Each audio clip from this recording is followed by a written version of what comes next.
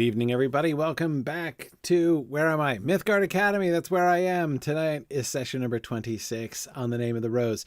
And I think that this is going to be either the penultimate or the antepenultimate episode of The Name of the Rose. Maybe we'll get all the way through the book.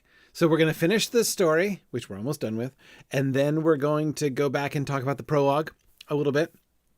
And then we're going to talk about the movie. The movie we will definitely not get to tonight. As for the rest, who knows? Perhaps I will set a new slide record. You never know. Okay. But let's... announcements first. We have a moot upcoming, the last of our spring moots. Mountain Moot in Denver is going to be happening next weekend. Not this weekend, but next weekend on the 31st of May. Hoping for no snow in Denver on the 31st of May. But after that, we are coming up upon Mythmoot. Mythmoot is almost here. The most important announcement for tonight is Mythmoot. Make sure, if you haven't registered yet, you can register. The lodging link is live, so you can get you can sign up for your room at the same time, and all is well. So it's going to be a great Mythmoot this year, as always. I've been hearing lovely things about the schedule, and it's awesome. I can't wait for Mythmoot. I'm so looking forward to it this year. Right. Yeah. As Arthur says, it's going to be a great moot. And also he's going to give a talk. Right. It'll be good, Arthur. It'll be good, Arthur. It'll be fine as long as you don't make any puns or anything like that. Yeah. Oh, okay. Yep. Anyway, I'm just teasing you, Arthur. It's totally fine. Yes, I agree with Calvin. It will not be fine if he does not make puns. Yeah. Yes. Anyway, Maureen says that cuts his talk down to 5 minutes. Oh, yeah. That's all good. I have heard Arthur's talks before, and they're always very, very good. All right. Let us get back. Everything was on fire. So let's get back into the middle of the conflagration. We were just talking about the ekpyrosis. That concept of the ekpyrosis is this really sort of fascinating seed that Echo plants in the middle of this. On the one hand, the ending of this story is just a complete tragedy, right? It is not only the library and its entire collection, the greatest library in Christendom, as William calls it, but almost everybody that we have met, right? William and Adso both survive. I think that Nicholas, the glazier, survives. He's the one who's trying to organize people and stuff as they're trying to put out the fire and everything. But anyway, it is interesting to me how the disaster at the end of this book is so complete that there's barely any denouement, right? It's like, the end of, well, really most murder mysteries, but I'm thinking of like the classic model, like an Agatha Christie, right? Where you get those last, usually couple chapters, the ones where like Poirot sits everybody down in a room and explains everything to them, right? Walks them all through it from one end to the next. Now, to some extent, we got a bunch of that kind of talk in the conversation between William and Jorge. So it's not like we don't get any explanations of that kind. But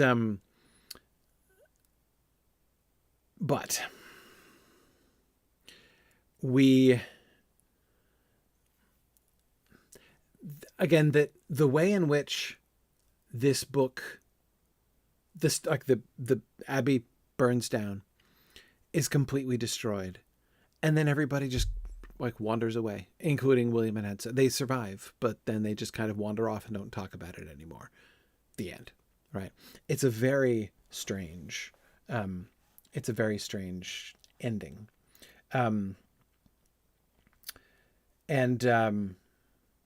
Yes, JJ, we didn't actually cover it, though I'm glad you mentioned it. I didn't. It's actually, he spends less time on it than I would have thought. The moment that Jorge laughed, and laughed after eating the book. JJ, I think it's a marvelous observation. The laughter of Jorge, that Jorge himself would laugh,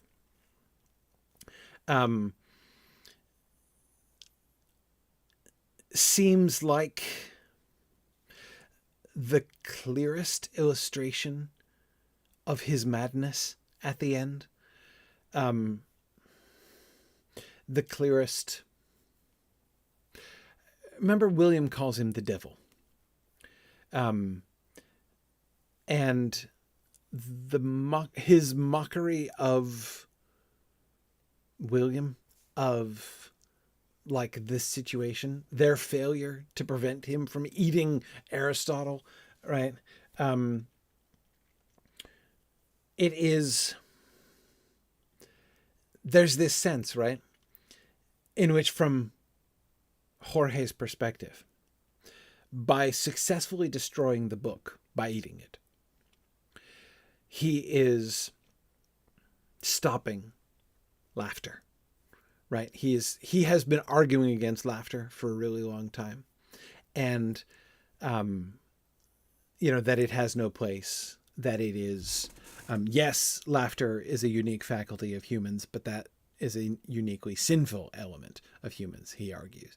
And of course, as we discussed last time, the fact that there is this book in which the philosopher himself is defending laughter and talking about how beneficial it is,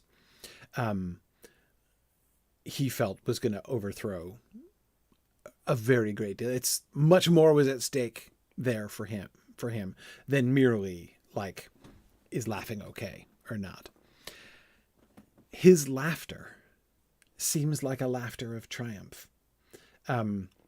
Right? That like his laughter is like the last laughter, as he kills laughter. And of course, it is the final laughter in the book, no question, right? Because after that, the library and everything else burns down and nobody laughs at the end, right? He brings about the end of the world.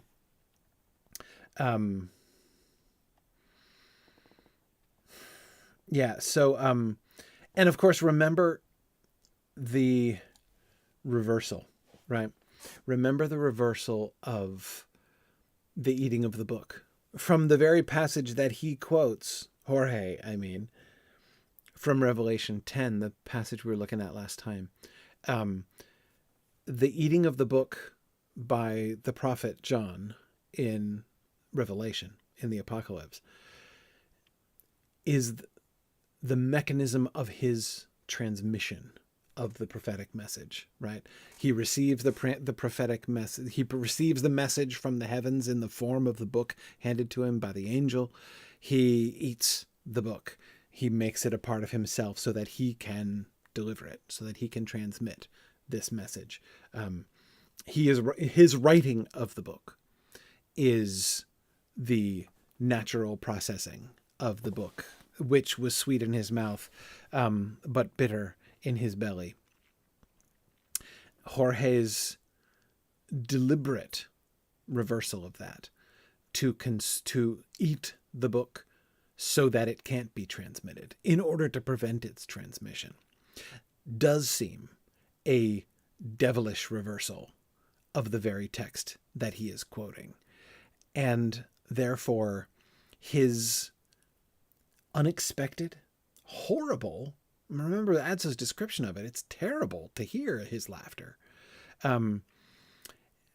his reversal, his laughter, it does feel very sort of twisted that way. Yeah. And yes, Jackie, the whole moment is really gross. It really is. The description of the poison foam dribbling down his chin. Yeah, it's not good. It's not good. Anyway, let's look at the end.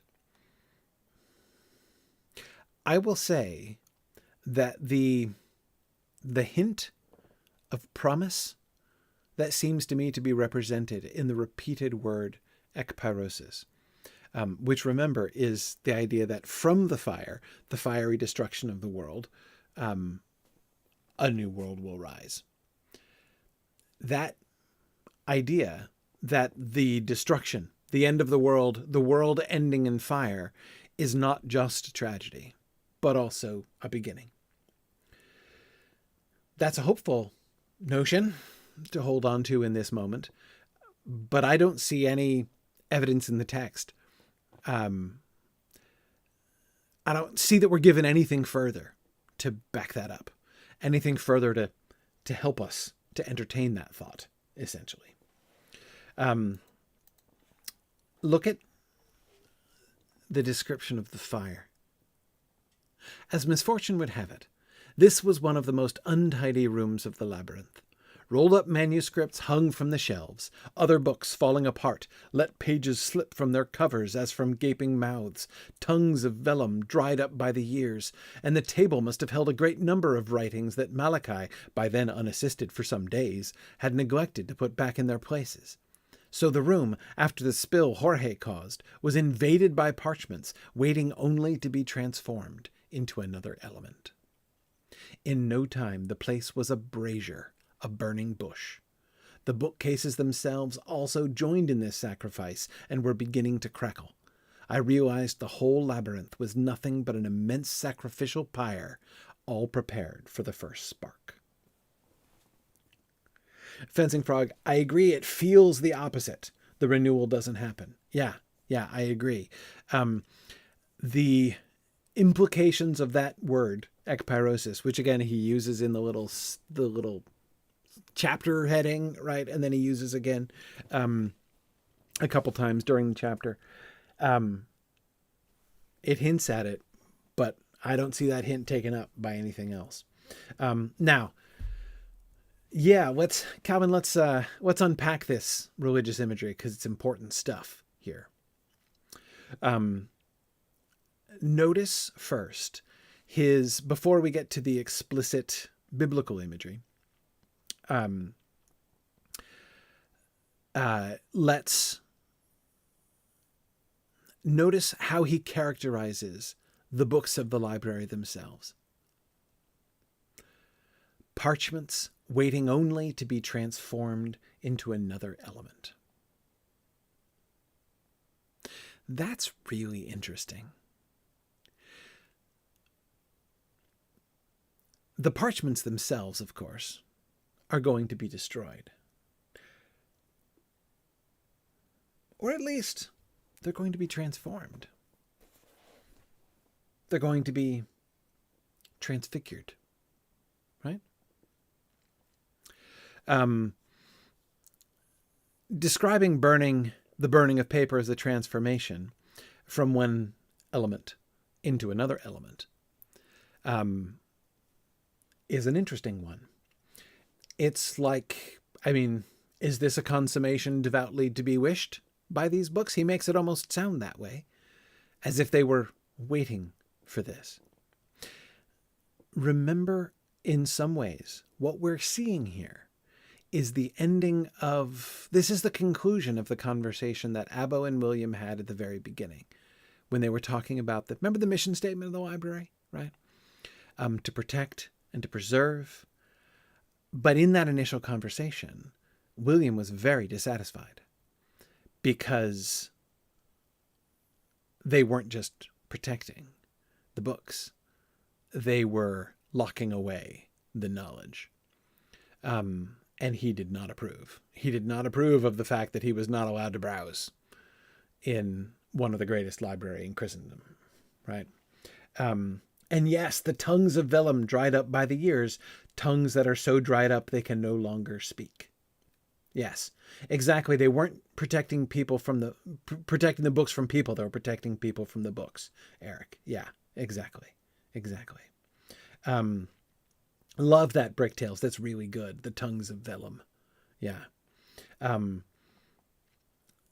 It's how dried up it is, just, of course, helps us to understand how it takes fire so quickly.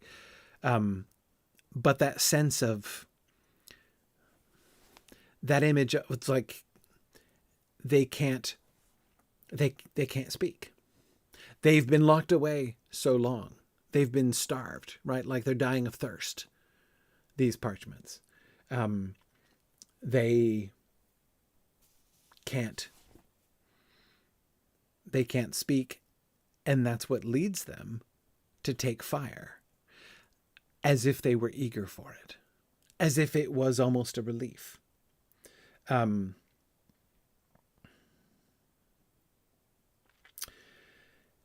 So let's look at some of the specific religious imagery then that he puts on this. First, in no time the place was a brazier, a burning bush. That's a significant comparison. It's also a deeply ironic comparison. Of course, the comparison is to the burning bush that Moses sees when God appears to him in the bush. And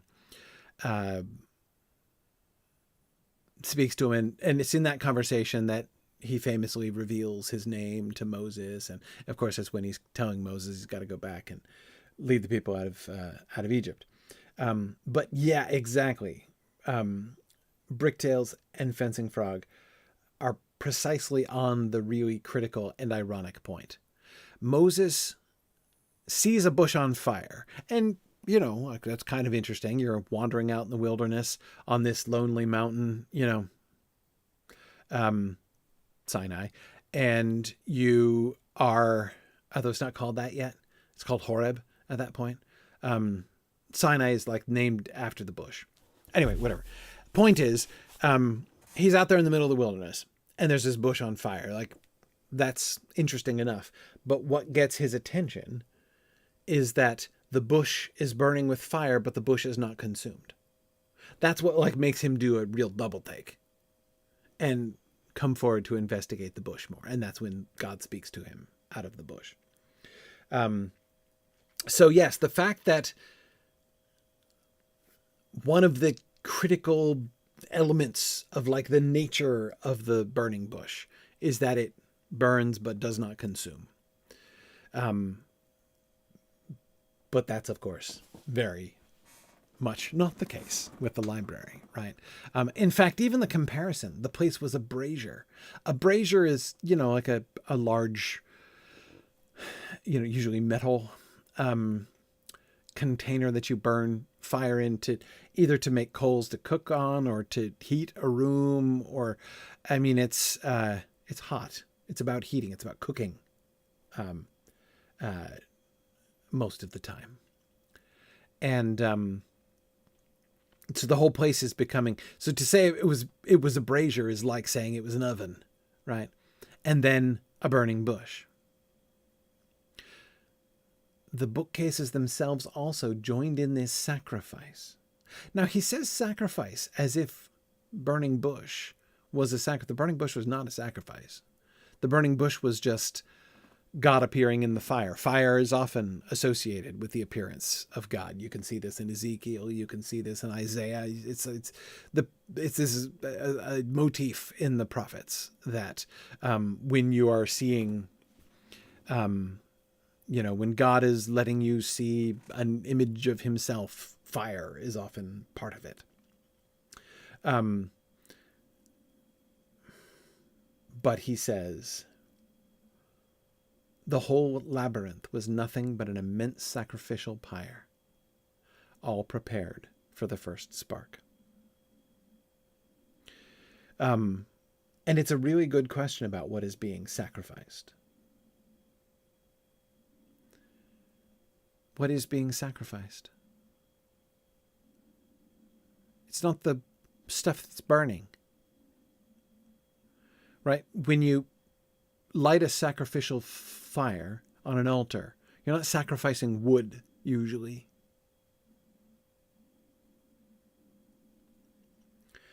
Yeah, Maureen, knowledge? Yeah, something like that.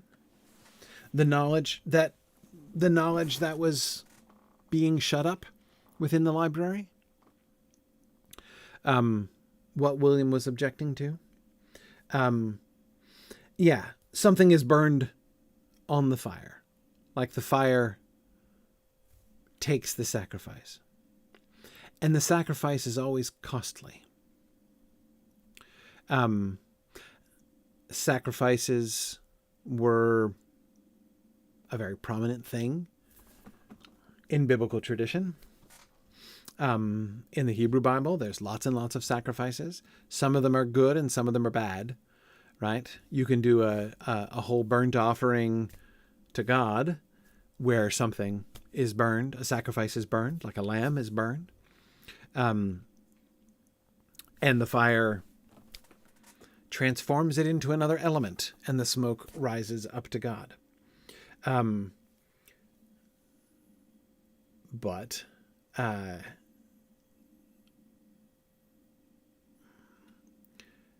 of course, there's also bad sacrifices. That is to say, some of the bad guys in the Hebrew Bible sacrifice their children to Molech, for instance. Yes, Bricktails was thinking of that same thing. That's the sacrifice of children to Molech is like the classic example of bad sacrifices, wicked sacrifices.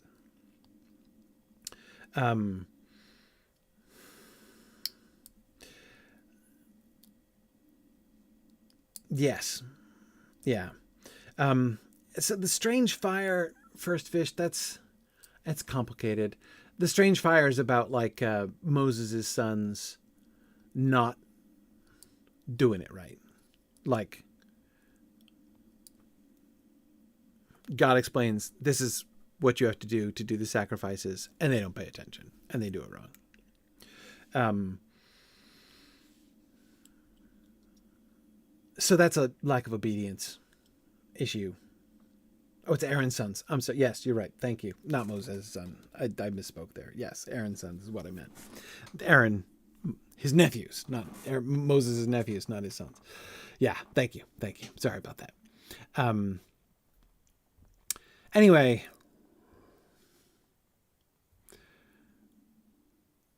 What?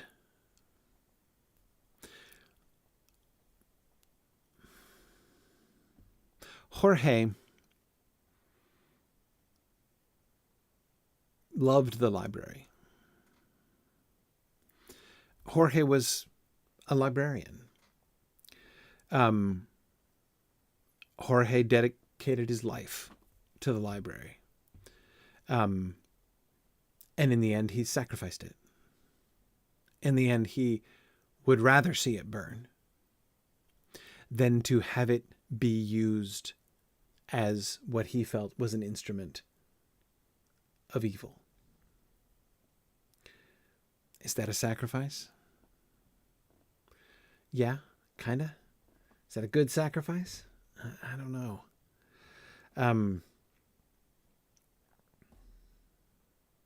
By the way, little freebie.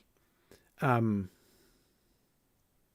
got $20 that says that when Tolkien wrote that line in The Return of the King that he gives to Gandalf about the heathen kings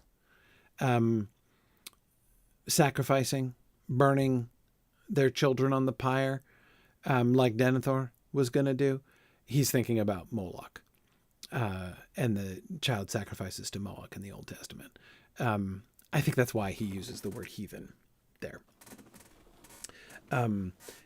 It's like almost a Bible reference, but not quite. He's basically kind of like appealing to the same concept without actually alluding to the thing, because of course it would be an anachronism for Gandalf to like refer back to, you know, the Book of Chronicles or whatever.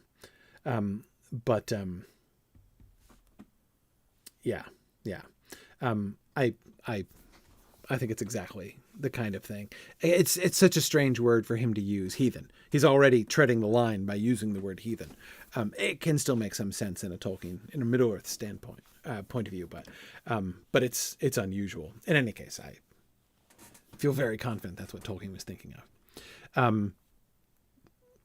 And I think William would say that Jorge's burning of the library, his sacrifice of the library, was as wicked.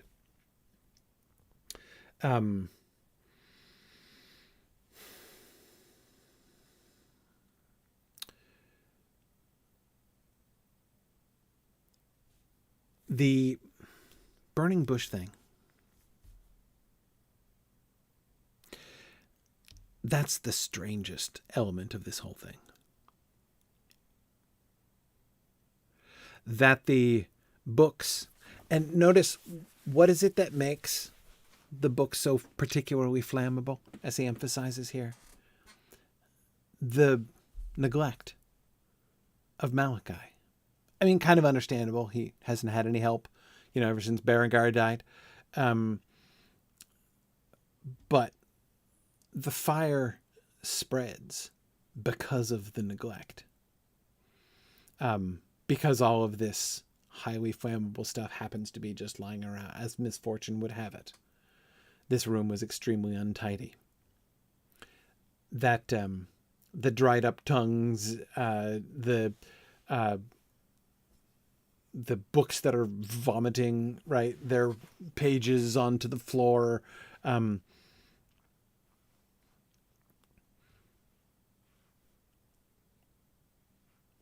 The mishandling of the books, of the library itself, has prepared it for this.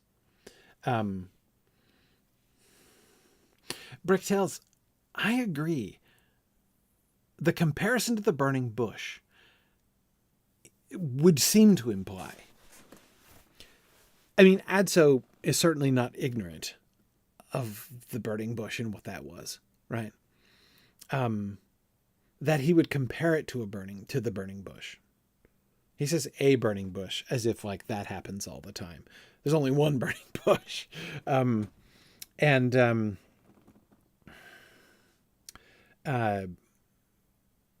Yeah,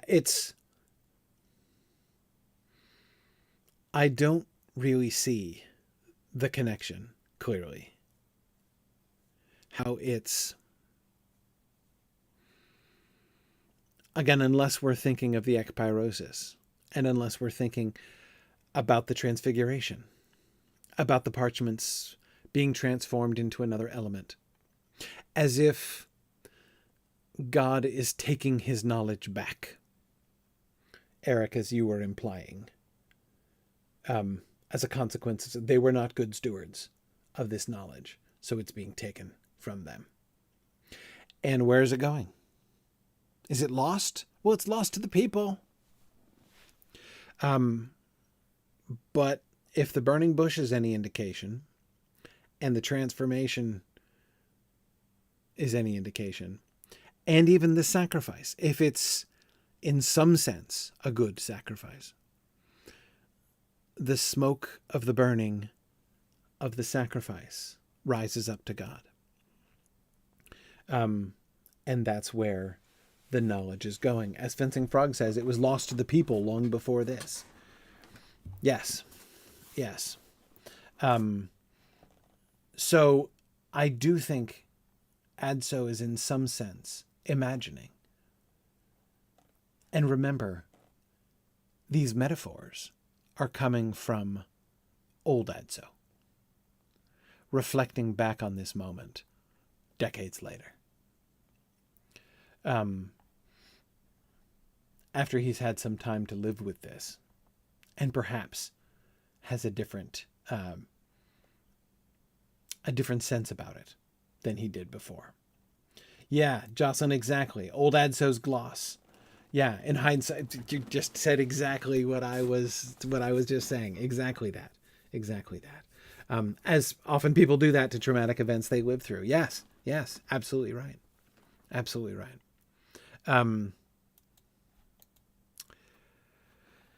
It was the greatest library in Christendom, William said. Now, he added, the Antichrist is truly at hand, because no learning will hinder him any more. For that matter, we have seen his face tonight. Whose face? I asked, dazed. Jorge, I mean. In that face, deformed by hatred of philosophy, I saw for the first time the portrait of the Antichrist, who does not come from the tribe of Judas, as the heralds have it, or from a far country.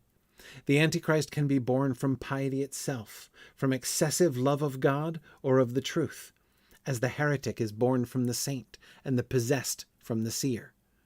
Fear prophets, Adso, and those prepared to die for the truth. For as a rule they make many others die with them, often before them, at times instead of them. Jorge did a diabolical thing, because he loved his truth so lewdly that he dared anything in order to destroy falsehood. Jorge feared the second book of Aristotle, because it perhaps really did teach how to distort the face of every truth, so that we would not become slaves of our ghosts. Perhaps the mission of those who love mankind is to make people laugh at the truth, to make truth laugh, because the only truth lies in learning to free ourselves from insane passion for the truth.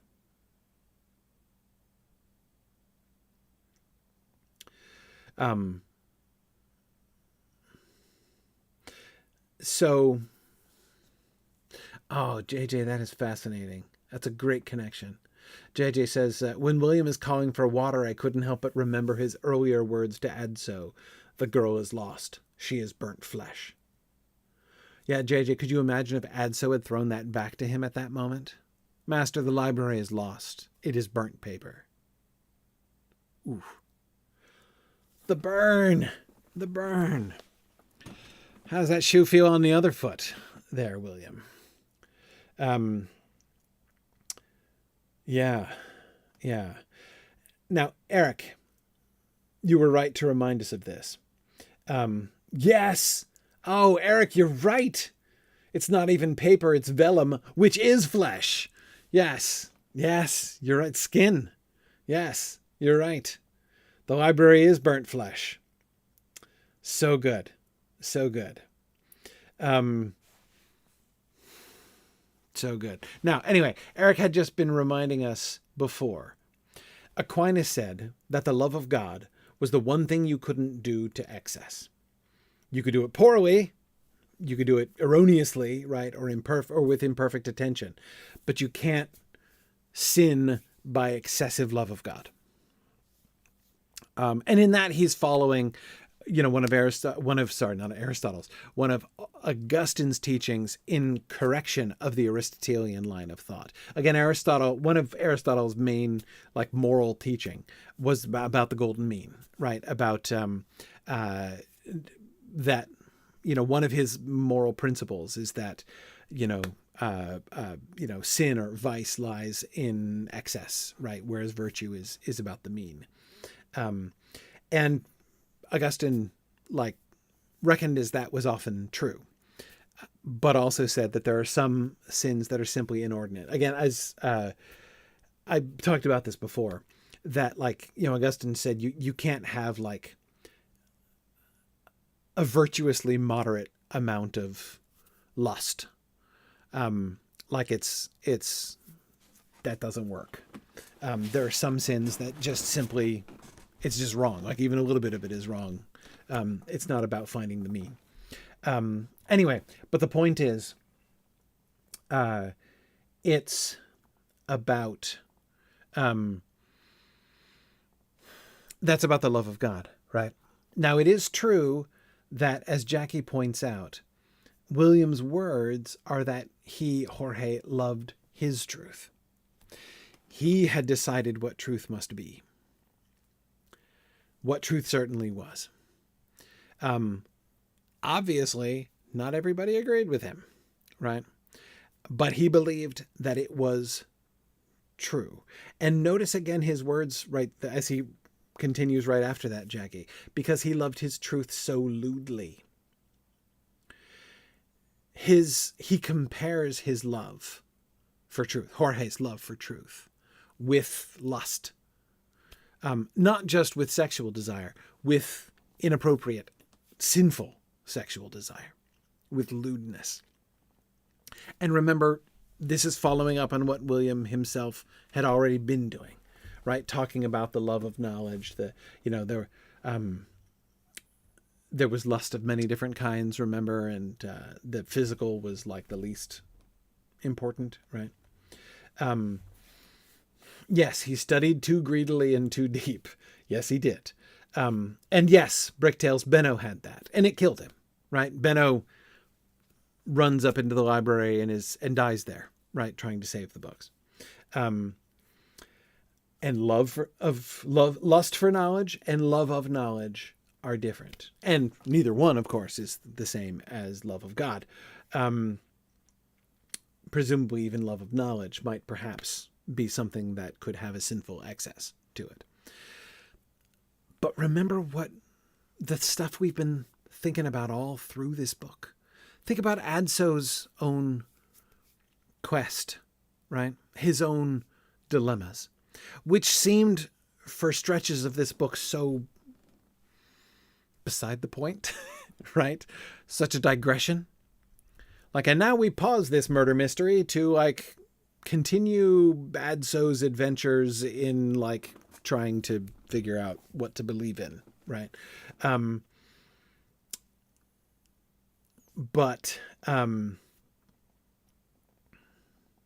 Yeah, so Fencing Frog, can one lust for God? Remember the uncomfortable tripod, right?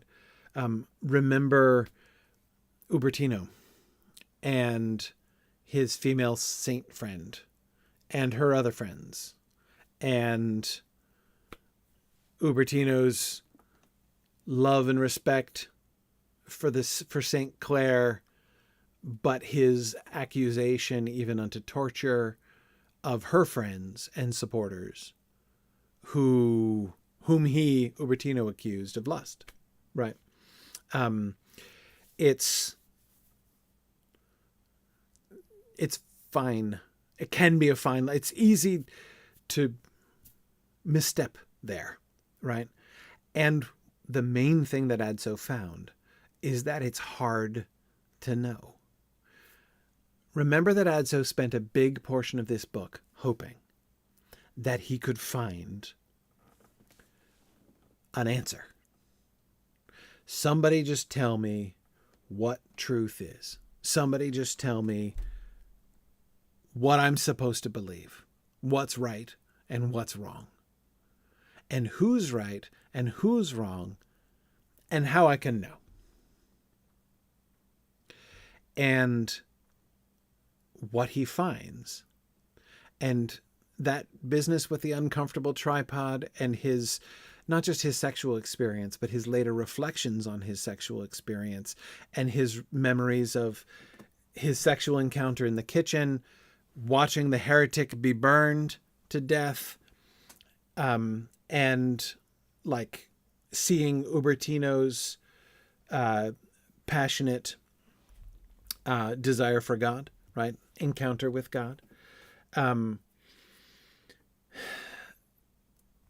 Anyway, Adso came to understand that that question didn't have an answer. That nobody could just give him the answer. Some thought they were right. Some, again, then we see this through the Inquisition, right, and everything. And again, remember even the way in which our own certainty is toyed with by Umberto Eco, right? Our certainty that no good sleazebag, horrible Inquisitor Bernard Guy, in fact, seems to be right about everything, right? The ways in which Umberto Eco toys with us, right? So, yeah, I mean, I think that that's kind of that awkward place, that difficult place of realizing he can't know. And this, I think, is what William is coming back to. It isn't that truth itself is bad.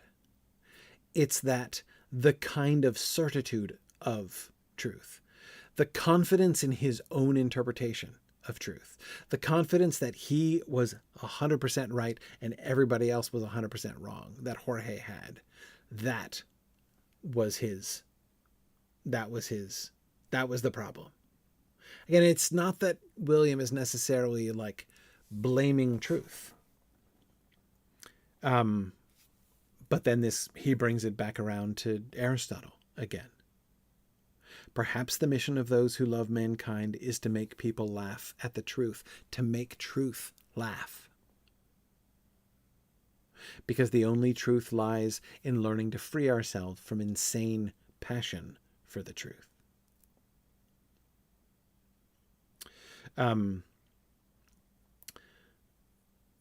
Now, would William get burned at the stake for saying that?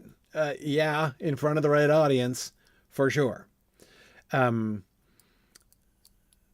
at the same time, it's clear. It's clear how I think that William is speaking. What William is speaking here sounds to me like a crystallization of what Umberto Eco has been pointing to throughout the book. Yes, Jorge was manipulating circumstances in order to protect his truth. And Jackie, you were right that he's connecting it with his pride. Remember how William was making that rude joke that Jorge's description of the Antichrist sounded like a self-portrait, and now he's saying that thing in all seriousness, right?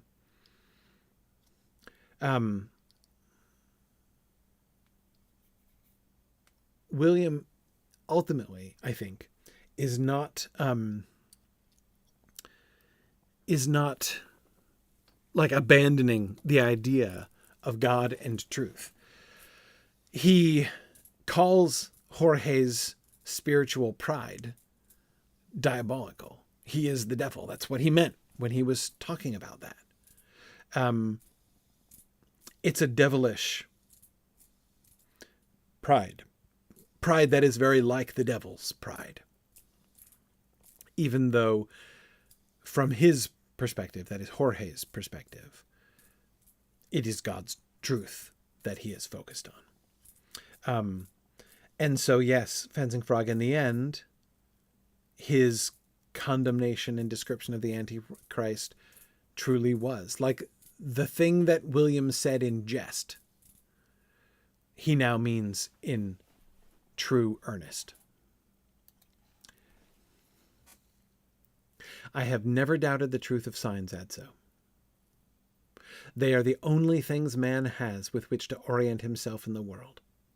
So remember when, in response to this, Adso is saying, but you followed the signs to Brunellus, and don't question your ability to find truth. What really happened? I have never doubted the truth of signs. They are the only things man has with which to orient himself in the world. What I did not understand was the relation among signs. I arrived at Jorge through an apocalyptic pattern that seemed to underlie all the crimes, and yet it was accidental. I arrived at Jorge seeking one criminal for all the crimes, and we discovered that each crime was committed by a different person or by no one. I arrived at Jorge pursuing the plan of a perverse and rational mind, and there was no plan. Or rather, Jorge himself was overcome by his own initial design, and there began a sequence of causes and concauses, and of causes contradicting one another, which proceeded on their own, creating relations that did not stem from any plan. Where is all my wisdom, then? I behaved stubbornly, pursuing a semblance of order, when I should have known well that there is no order in the universe. Do you see what the conclusion that William is coming to here? He too was guilty of the same spiritual pride. His conviction that the signs all worked together and pointed to an answer was the same kind of spiritual pride that Jorge was guilty of. That was his truth, William's truth. And now he says it's clear that that was wrong all along. He was proud. He was stubborn. When I should have known well, there is no order in the universe. All is vanity. Jackie. Yes. Yes. And Gerald, it's true. Without William, the library would not have burned. That's true. I dared, for the first and last time in my life, to express a theological conclusion. But how can a necessary being exist totally polluted with the possible? What difference is there, then, between God and primogenial chaos? Isn't affirming God's absolute omnipotence and his absolute freedom with regard to his own choices tantamount to demonstrating that God does not exist? If there is no order in the universe, if you're saying that there is no order in the universe, are you saying that God does not exist?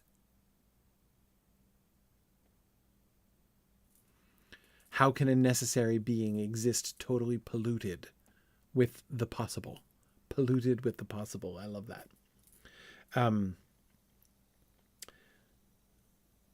William looked at me without betraying any feeling in his features, and he said, "How could a learned man go on communicating his learning if he answered yes to your question?"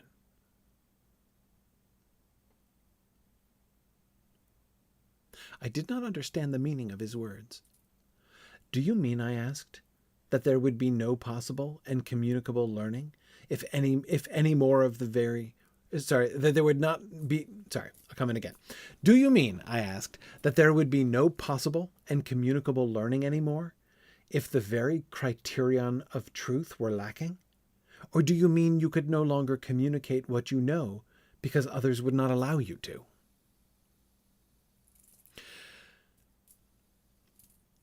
So, Adso says, basically, isn't saying there's no order in the universe tantamount to saying that God doesn't exist? And William says, to which William replies, "How could a learned man go on communicating his learning if he answered yes to your question?"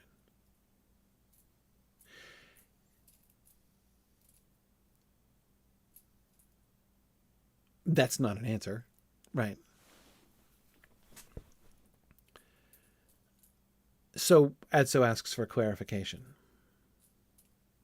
Do you mean that there could be no learning and no communication of learning anymore if there is no order and no truth? Or do you mean you wouldn't be able to teach because they wouldn't let you if you said that? Right.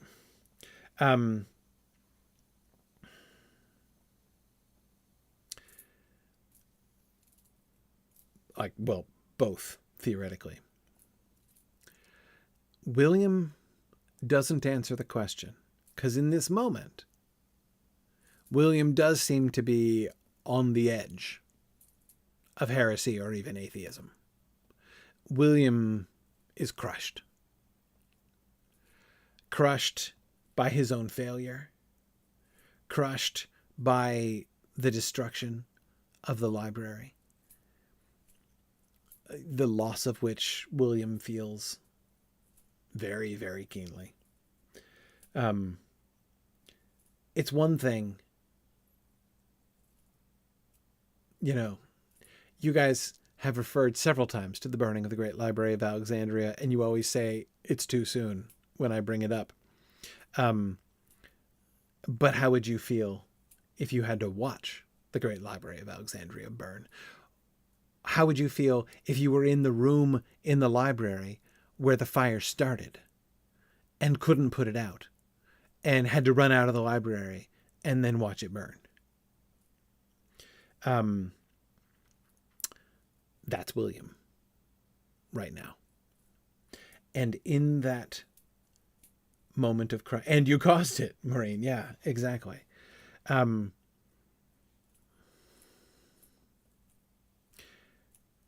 William is a teacher. He is a teacher who believes that knowledge should be used for the benefit of mankind. This is why he disagreed with how the library was being managed. This is also why he is so crushed by the destruction of the library. And why the destruction of the library seems to be leading him to doubt. The combination of the destruction of the library and the manifest failure of his own conclusions seems to be leading him to doubt. Is it possible to teach anything? What's the point? His question, the question with which he answers Adso's question, how can a learned man go on communicating his learning if he answered yes to your question? Doesn't answer the question, but it does acknowledge the problem. If I take this step, you, Adso, have just heard what I said about I should have known that there was no order in the universe. And you are pushing me to affirm the next logical step. But if there's no order in the universe, then does that mean, are you saying that you think there is no God, that there is no truth? William's question acknowledges, if I take that final step, I couldn't teach anymore. Because if you believe there is no order, if you believe there is no truth, if you believe that you cannot in fact communicate, that there's nothing to communicate to anybody else, then what's the good of teaching? His question makes it clear that he recognizes that. And that recognition seems to explain why he doesn't answer the question.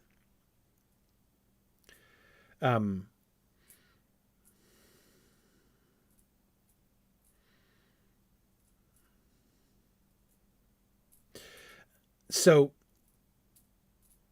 the problem, Jocelyn, to William here in this moment, is that if he continues, the project of communicating learning to others implies that thing that you have, the learning that you have, has value. That you're discovering things that are true. That the value is real. That you can read signs and from the signs arrive at reality, at a real thing. And he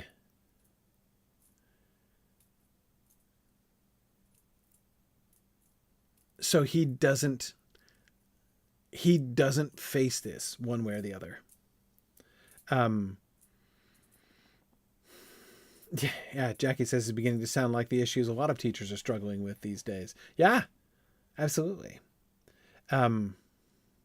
Yeah, interesting. Mighty Felix says, I'm remembering his crack about if I knew the answer to every question, I'd be teaching theology in Paris or something along those lines. Yes, exactly. There, of course, he is pointing to the pride, right? Those doctors of philosophy, right? Those learned doctors in Paris who think they know the answer to everything, right? Who are quite confident that they have the truth. He'd be one of those if he knew the answer, right? But yes, it's like that little joke is coming back on him too.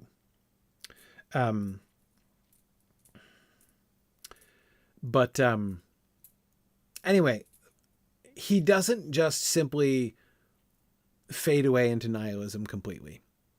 His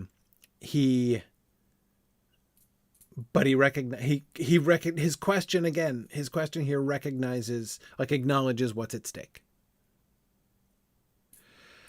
And the two options, right, show that Adso understands it too. And the first one shows that he understands the philosophical implication. There would be no possible learning anymore if the very criterion of truth were lacking, if there is no order in the universe. If there really is no order in the universe, then yes, learning and teaching are useless. Completely useless. But Adso, also goes one step further in reminding William in this moment of something else. Do you mean that, you wouldn't be able to be a teacher anymore because they'd lock you up and probably kill you if you keep talking like this? So maybe you want to shut up now, Master? Right? Is how I read the second half of his question. Yeah.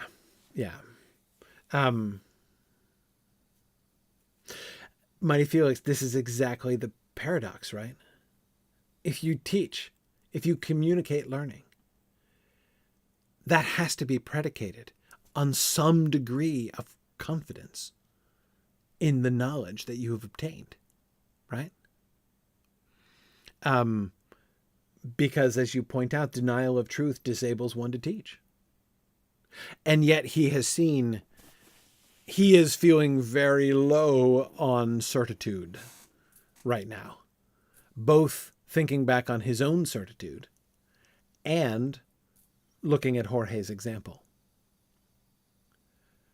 And yet the other option is not viable either. Simply denying all truth and all order. JJ, I too wonder if answering Adso's questions is helping William straighten things out in his mind. Yeah.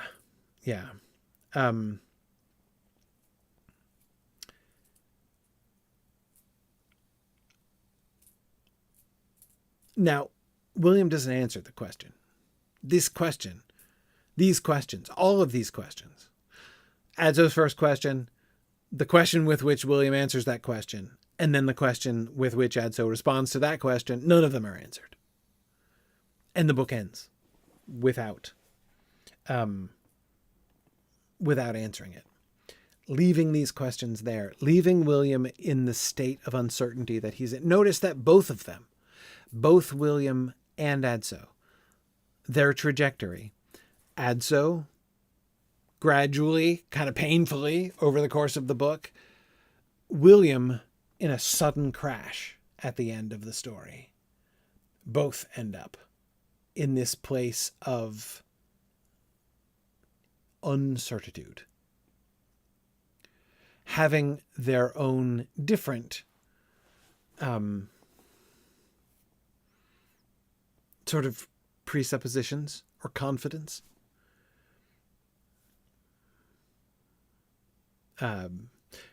With William, it was a confidence that he knew how things worked and was good at this. With Adso, his confidence that there must surely be an answer to this question. He just needs to find the person who can explain it to him, right? Both of those confidences are shaken over the course of the rest of by the end of the story.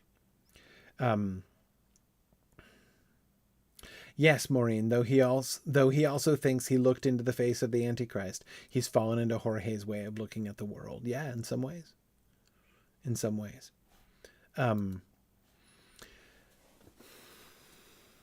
The two of them leave. They never talk about it again. When we came to Munich, I had taken leave of my good master amid many tears. His destiny was uncertain, and my family preferred for me to return to Milk. After that tragic night when William revealed to me his dismay before the ruins of the abbey, as if by tacit agreement we had not spoken again of that story. Nor did we mention it in the course of our sorrowful farewell.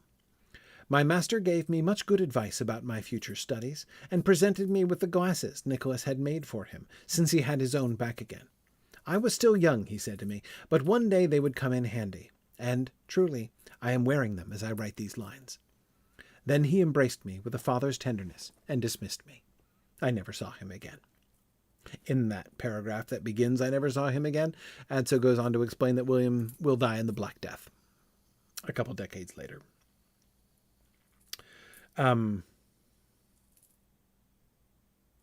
That's adorable, Eric. I didn't realize that. That Munich, Munken, means little monk. That's cute. And Maureen, I also love that he's wearing William's glasses. The circle, again, notice in that image the parallel that Echo is making, right? The way in which he wants us to see Adso and William in the same place, right? Seeing as William sees, yes, exactly. Seeing as poorly as William sees, specifically, yes.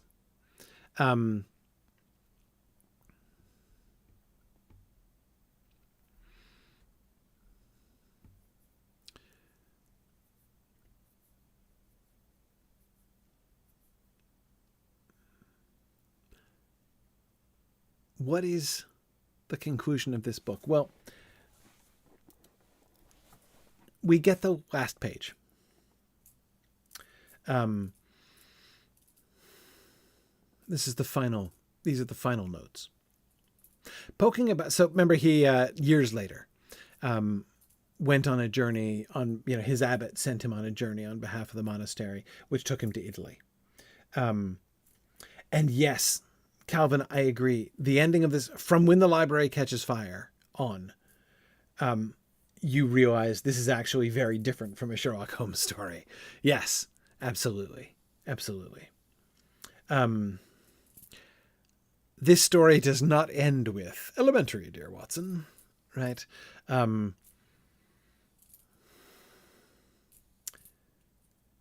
Yeah. Or, even Holmes returning to his cocaine bottle.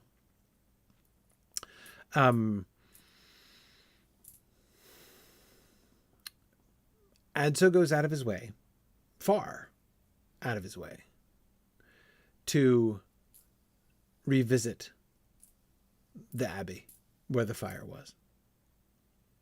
Poking about in the rubble, I found at times scraps of parchment that had drifted down from the scriptorium and the library and had survived like treasures buried in the earth. I began to collect them, as if I were going to piece together the torn pages of a book. Then I noticed that in one of the towers there rose, tottering but still intact, a circular staircase to the scriptorium, and from there, by climbing a sloping bit of the ruin, I could reach the level of the library, which, however, was only a sort of gallery next to the outside walls, looking down into the void at every point. Along one stretch of wall I found a bookcase, still miraculously erect. Having come through the fire, I cannot say how.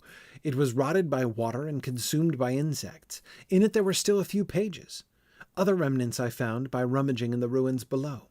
Mine was a poor harvest, but I spent a whole day reaping it, as if from these dissecta membra of the library, these chopped-off limbs of the library, a message might reach me.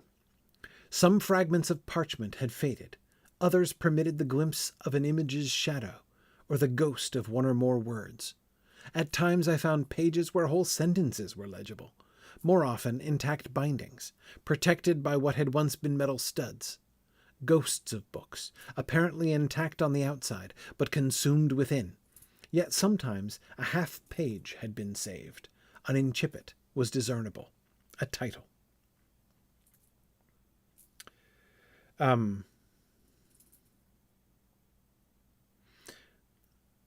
So yes, Jackie, the books are still speaking, but they're like ghosts who can only just repeat one syllable mindlessly.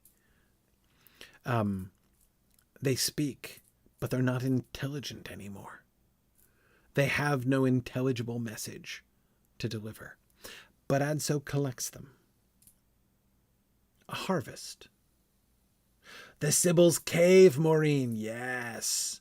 Oh, they loved that image in the Middle Ages. Sorry. So in the Sibyl, the prophetess, who pronounces, the Sibyl of what's it called? The place. Delphi. Was it the Sibyl? The Sibyl was at Delphi, wasn't he? Anyway, the Sibyl, the prophetess, who Cumai. Yeah, that's correct too. Anyway, so the Sibyl wrote things down, prophecies down on leaves, which were scattered about the floor of the room, and the wind would blow them about. Anyway, that's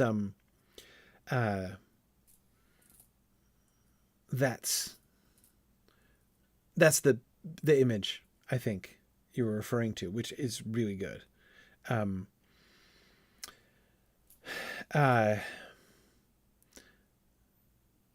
Now, there's so many things that I love about this. One is, on the one hand, we have this tragic, horrible parody of the library, right? On the one hand, the library is kind of like the library always was. Since people couldn't get access to almost anything in it, what could they do? How did William figure out what Aristotle probably said? By piecing it together from quotations and references here and there in the books that he could read, right? So in some ways, the experience that he's having is similar to that. Of course, it's also, we now have, there's a sense in which his collection of scraps is a reminder of what the library always was, which is just words written on parchment or vellum.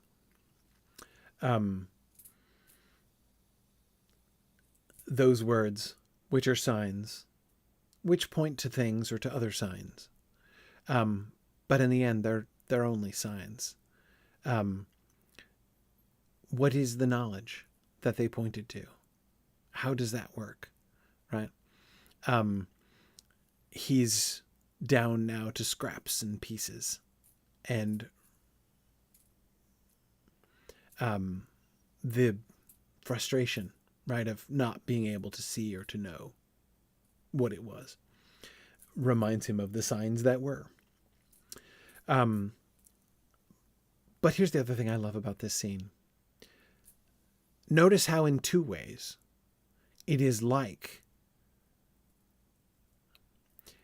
Adso, because the library and the entire abbey burned down, the experience that Adso has when he goes back to the abbey is almost exactly the same as the experience that a modern person has with the Middle Ages, right? Have you ever been to a medieval ruin? It's just like that. I've done things like this. By climbing a sloping bit of the ruin, I could reach the level of the library, which, however, was only a sort of gallery next to the outside walls, looking down into the void at every point. Have you ever been to a medieval ruin you could kind of clamber around like this? And you can kind of reconstruct in your head what it must have been like. And here I'm standing here in the this like patch of stone floor on the edge here was the edge of the great hall, but I'm looking down into the kitchen, right? I've had this experience a bunch of times, mostly because my wife and I love visiting like old castles and keeps and monasteries and things when we go to Europe. And so he's having he's still in the Middle Ages, Adso is, right? But he's having an experience. he is now the distance between Adso, old Adso, and the Abbey is now suddenly, because of the disaster, like the distance that we have from the Middle Ages. And then there's the second half, the second part. And somebody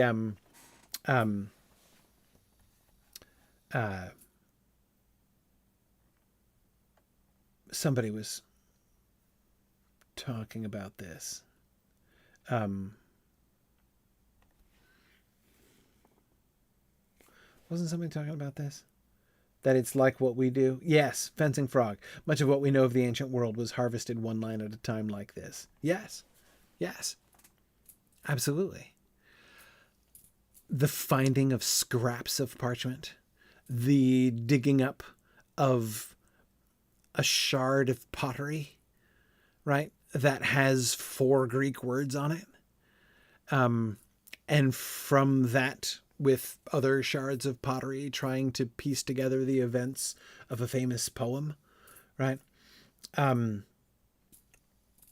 He is also, again, having something that is a very close analog. Adso is having something that's a very close analog to the modern experience of discovering the medieval world or the ancient world. And that parallel is interesting. In other words, we are put in the place of old Adso. Medieval Adso, still nevertheless, like, he is in the direct parallel to our position. We, the readers, are involved. Echo is involving us here. Yes, quotes from authors and other ancient manuscripts. Absolutely. Absolutely. Yes, books that have been slashed and stabbed and partly burned. Absolutely. That's how it works. I collected every relic I could find, filling 2 traveling sacks with them, abandoning things useful to me in order to save that miserable hoard. Along the return journey and afterward at Melk, I spent many, many hours trying to decipher those remains. Often, from a word or a surviving image, I could recognize what the work had been. When I found in time other copies of those books, I studied them with love, as if destiny had left me this bequest, as if having identified the destroyed copy were a clear sign from heaven that said to me, Tolle et lege, take and read. This is the message that St. Augustine got in his conversion moment in Confessions. Take and read. So he opens the Bible, and the first verse that he reads is like the message to him. At the end of my patient reconstruction, I had before me a kind of lesser library, a symbol of the greater vanished one, a library made up of fragments, quotations, unfinished sentences, amputated stumps of books.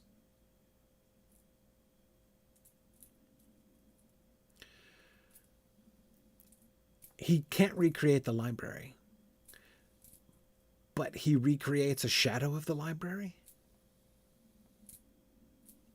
And he feels like maybe there is something. It's like maybe there is still knowledge that the library can communicate to him uniquely. He alone in the world is able to receive this message. And he hoards these miserable scraps that he collects, and he calls them relics, which we've thought about before. Remember what he was calling them, but he was also calling them, well, he was comparing them to fruit. They were the harvest that he was reaping. As if perhaps the ekpyrosis had been true, right? As if it wasn't just a destruction, but a planting. Maybe there's going to be a message. Maybe it will all have been for something. The more I reread this list, the more I reread this list, the list of books, the more I am convinced it is the result of chance and contains no message. But these incomplete pages have accompanied me through all the life that has been left to me to live since then.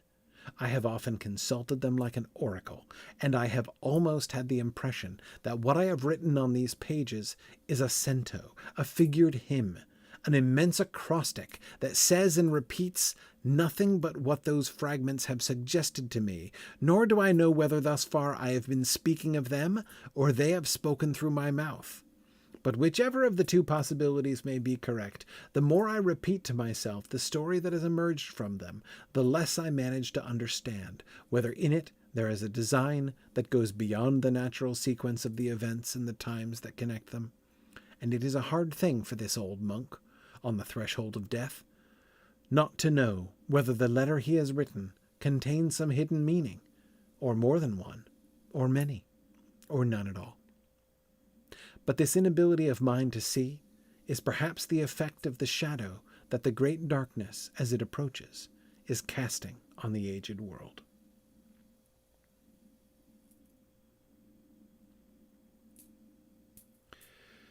So, Gerald, Adso's library I don't think it is hidden from use by others.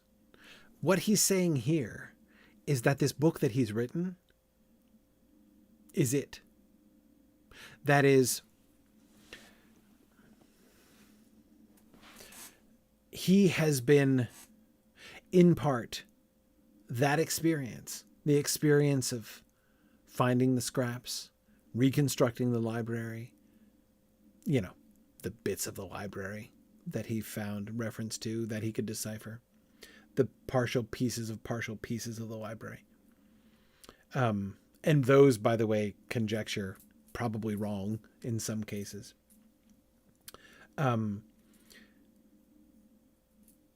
He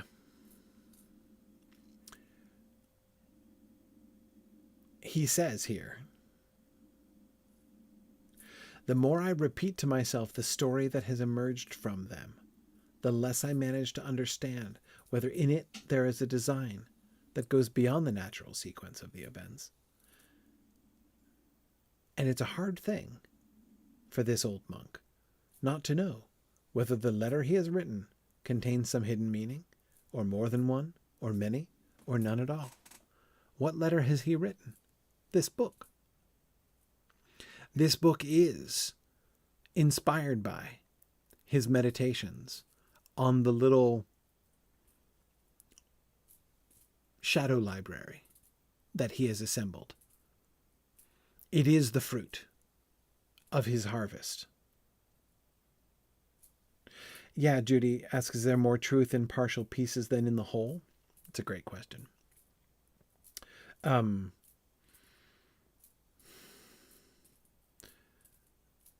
It certainly, Judy, seems to be in line with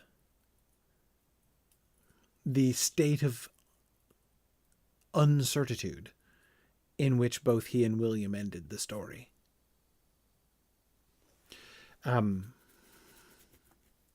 If you were Jorge, the master of the library and all of its secrets, Jorge was ever the only one who was the master of all of the secrets of the library.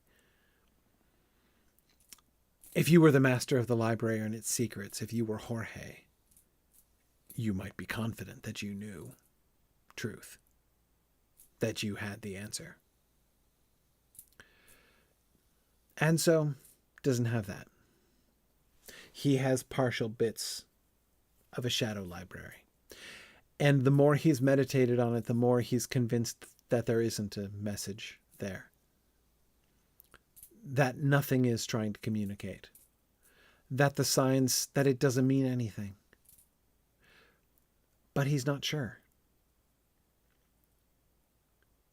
Maybe this thing that he's written contains some hidden meaning, or more than one, or many, or none at all. But he can't see it. And his inability to see, even with William's glasses, is the effect of the shadow that the great darkness is casting on the aged world.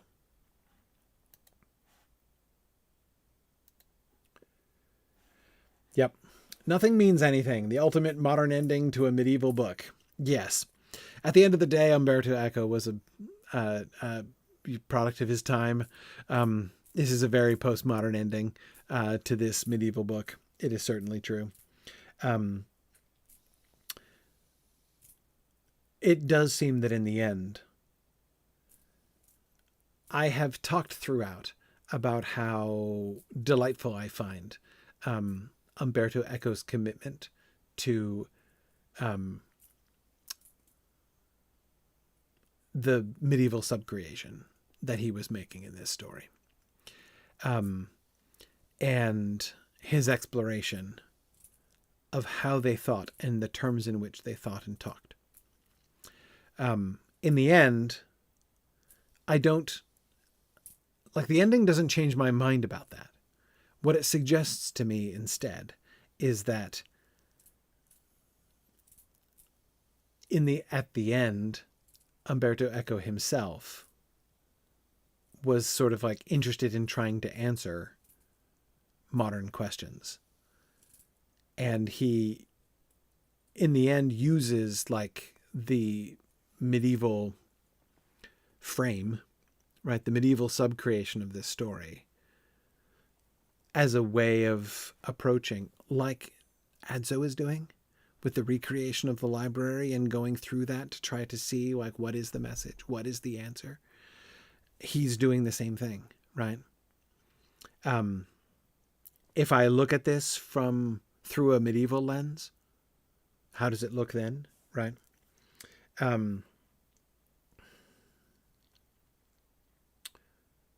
Yeah.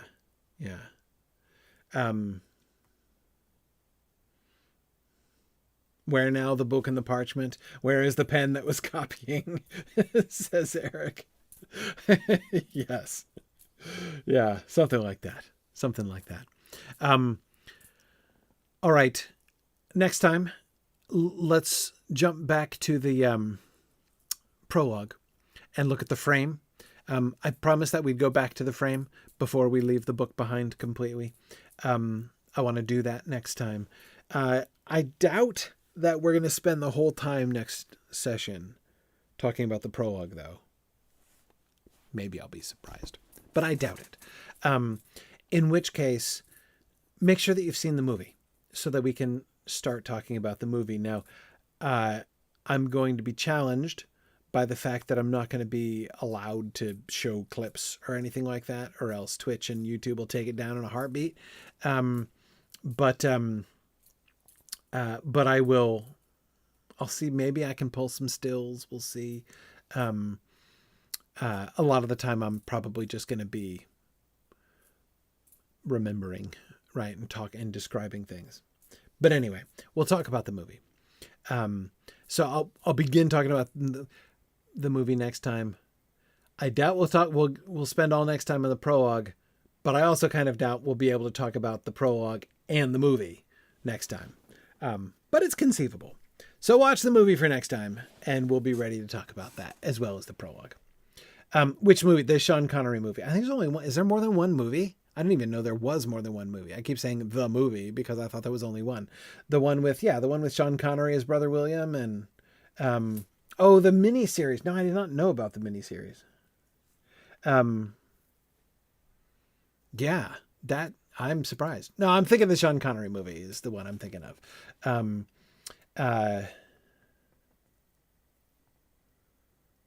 Yeah, let's stick with that one. Let's stick with that one for now. If the other one is a mini series, I think it's gonna be too long. I don't want to do a whole like second series. We've spent lots of time on this book as it is. So let's just talk about the Sean Connery film. So